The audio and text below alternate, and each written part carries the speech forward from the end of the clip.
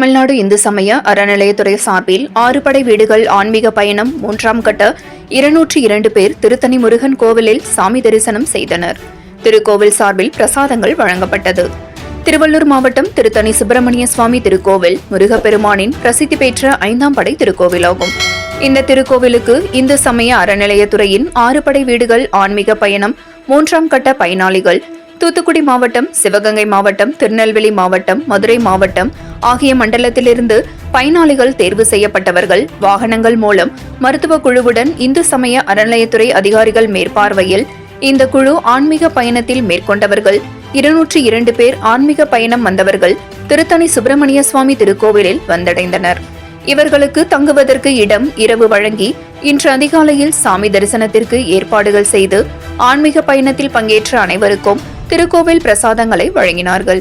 திருக்கோவில் அறங்காவலர் சுரேஷ் பாபு, திருக்கோவில் சூப்பரண்ட் சித்ரா மற்றும் இந்து சமய அறநிலையத்துறை அதிகாரிகள் பலர் உடனிருந்தனர். மேலும் திருத்தணி சுப்பிரமணிய சுவாமி திருக்கோவில் இன்று 40ற்கும் மேற்பட்ட திருமணங்கள் மலைக்கோவிலில் நடைபெற்றது. இதனால் மலைக்கோவிலில் சாமி தரிசனம் செய்ய அதிகளவு பக்தர்கள் திரண்டனர்.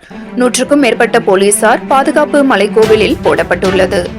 7 Green News செய்திகளுக்காக திருத்தணி செய்தியாளர் மணிகண்டன்.